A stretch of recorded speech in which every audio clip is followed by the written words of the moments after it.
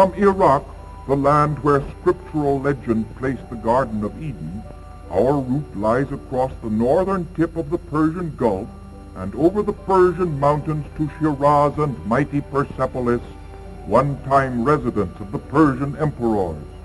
Southward from Baghdad looms a great ruin resembling an abandoned Zeppelin hangar. It is the famous Arch of Ctesiphon, dating from early Christian times, a marvelous example of human ingenuity which has puzzled engineers throughout the world. With its span of 84 feet and height of over 100, it has weathered the storms of nearly 2,000 years.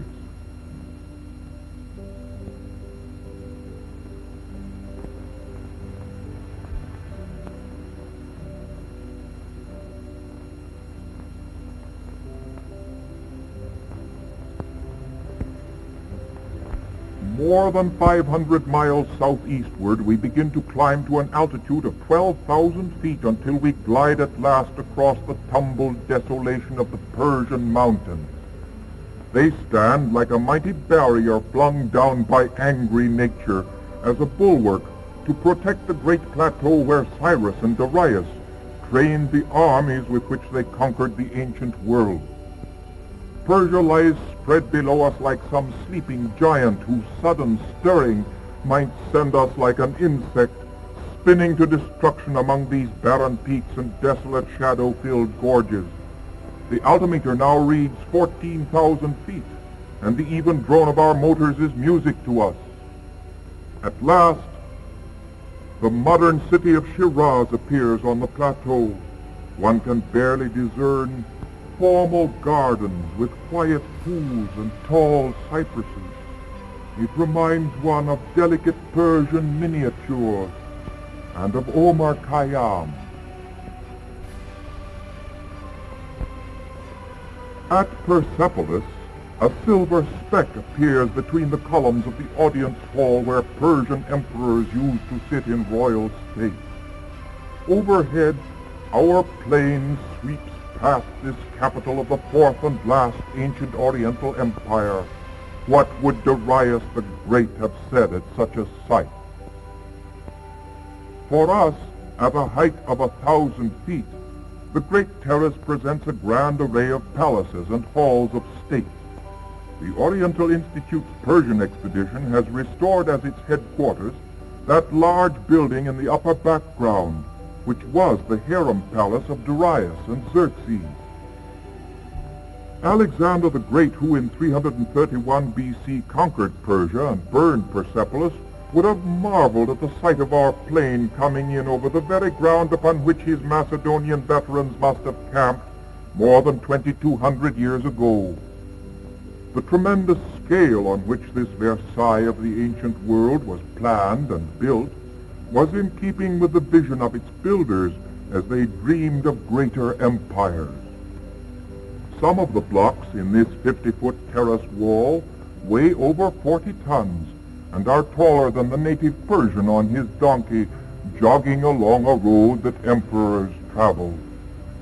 From this imposing stronghold, those same emperors watched their troops proudly passing in review upon the plain beneath. Persia's subject nations never supposed these mighty walls would long outlive the greatest empire the ancient world had yet beheld.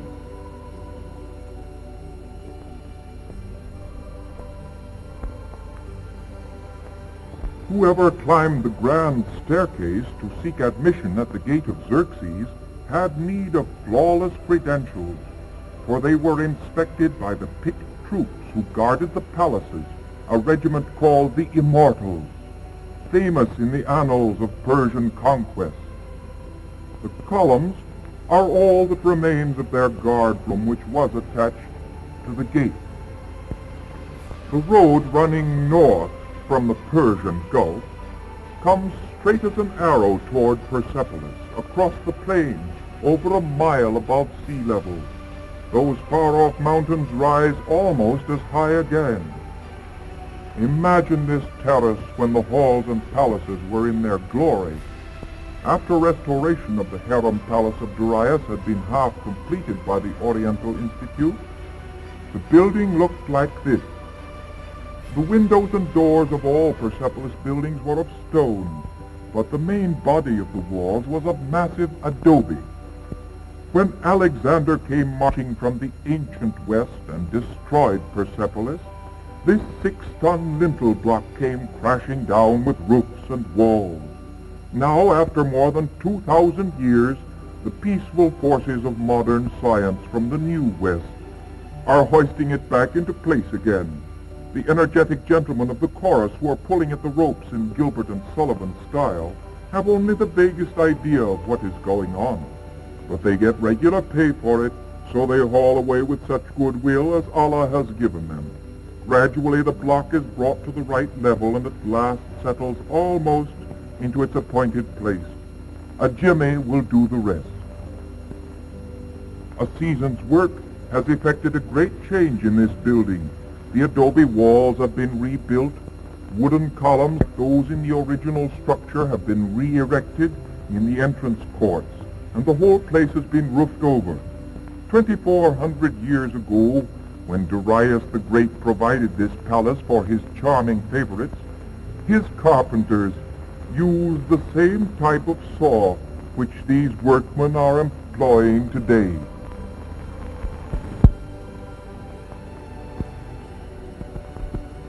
The expedition's chickens are wandering about in what was the main hall of the palace of Xerxes. How are the mighty fallen! Chickens originally reached Persia in the days of Persepolis, brought in by commerce from India and the Far East. The Persians imported them into the Mediterranean world. These splendid carvings on the north staircase to the audience hall of Darius, depicting a procession of tribute bearers, were not thoroughly buried by Alexander's destruction. Despite centuries of exposure, even the needles are discernible in the carving of a cedar from the forests once covering the Persian mountains. Camel bells from caravans of beasts like this still break the brooding silence of Persepolis. Similar sculptures were almost certain to be found beneath the grassy mounds overlying most of the terrace, but no one dreamed of the regal splendors which their excavation would reveal to the world. For more than 22 centuries, the capital of the Persian Empire lay neglected.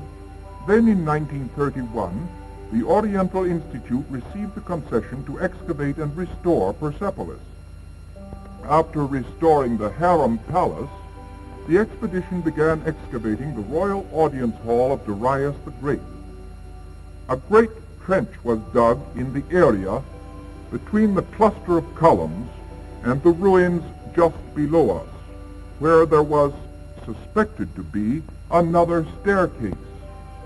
The excavation of this trench has settled a question debated for centuries, namely whether Alexander burned Persepolis. These cars are carrying away debris beneath which was found a thick layer of ashes and charcoal immediately over the ruins. They are the ashes of the cedar roofs which came crashing down in flames. The enormous walls tumbled in after them and gradually covered the wreckage with a deep protective layer of solid adobe. To Alexander's ruthlessness, we indirectly owe the perfect preservation of these superlative sculptures. The reliefs before us adorn a stately double stairway and depict a tremendous celebration in honor of the emperor on New Year's Day, or March 21st of the Persian calendar. These rows of figures comprise representatives of all the ancient Oriental civilizations, here rubbing elbows as ambassadors from 25 nations bring gifts of every description to the emperor: gold and silver vessels, fine raiment, superb horses, semi-precious stones, and in one case, as indicated by the cane, a sumptuous throne or chair. These foreign tribute-bearers, palace guards, charioteers, Persians, Medians, and Susians, and countless others, compose a magnificent array in which the detail of the carving often equals the delicacy of a cameo. At the far end of the great trench, the excavations have just laid bare an often repeated scene of a lion attacking a bull. The ferocity of the lion and the terror of the victim are superbly portrayed. But in this profile view of the bull, the ancient artist showed only one horn because the nearer one hid the farther one. Later peoples failed to understand this, and thus began the legend of the lion and the unicorn. The architectural layout of Persepolis was carefully planned with practical and artistic foresight. This large stairway, cut into the bedrock, led to several miles of tunnels, forming an immense subterranean drainage system, the excavation of which has proved that the ancient engineers and architects knew in advance where and how each building was to stand. The workers with their clumsy footwear go galumphing up and down, carrying out the earth, which through the ages has largely filled the dark tunnels below. Out in the plain only 2 miles away, the expedition has found a Stone Age village, from which the Persepolis terrace is clearly visible in the distance. Little villages like this were inhabited by the predecessors of the Persian emperors, 3,500 years before Persepolis was built. The genius of these emperors did not develop in 1 or 2 generations, but required centuries of ripening. When Darius the Great was in his glory, this settlement had long since become an unnoticed mound. So it remained until the Oriental Institute undertook its excavation. We shall probably never know what befell the inhabitants when they abandoned the village about 6,000 years ago. The circular bake oven or kiln in the foreground might have been built only yesterday.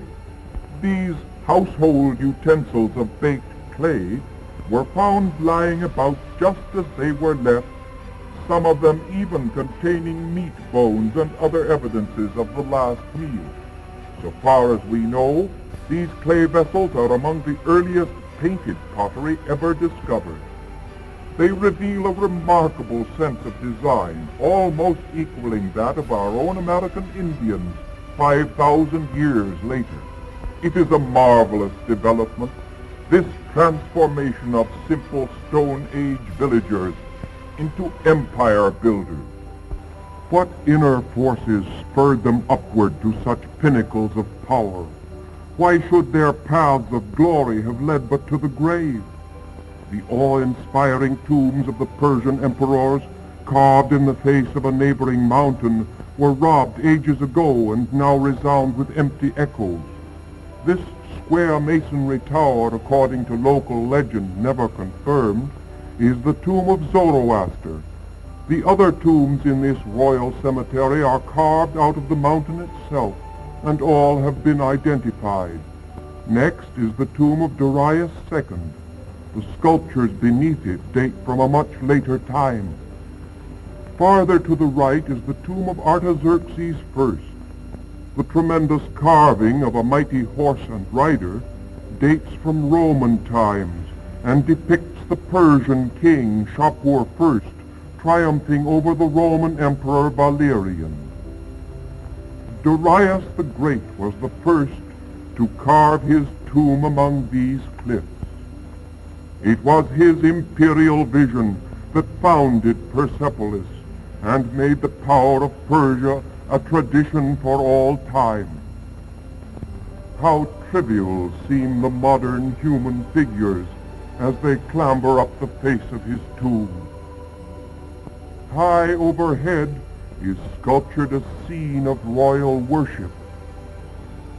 Yes, Xerxes, Zoroaster, like the clang of Persian arms against Macedonian shields, these magic names have come ringing down the centuries.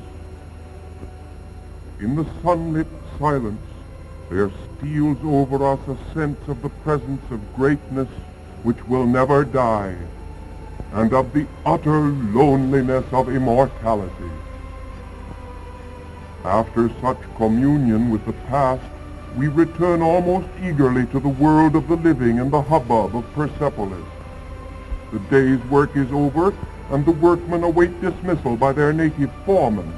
He shouts the line of a song always sung when work is done, and they chant a reply. The moment they are dismissed, their sluggishness disappears like magic, and they come pouring out of the trench and running pell-mell, helter-skelter to their villages scattered far off across the plains. Most of these men get up well before dawn and walk many miles at a much slower pace than this in order to begin work at sunrise. The trooping sunset clouds above Persepolis give warning that our own day too is done. We linger one last moment in the palace of Darius. It frames the cluster of noble columns still standing in the imperial audience hall. So they have stood for more than a score of centuries, like soldiers at attention, the brave and shattered remnants of those same immortals who guarded the lives of the emperors. A dreamlike beauty haunts this glorious place. Except perhaps for the Acropolis at Athens, Persepolis seems to us the most majestic, dramatic sight of all antiquity. Ages of storms have taken their toll of these slender columns, and earthquakes have dashed to earth their capitals carved as crouching bulls. Only this single capital remains. It rests so precariously above us, we almost fear some passing breeze might send it crashing down.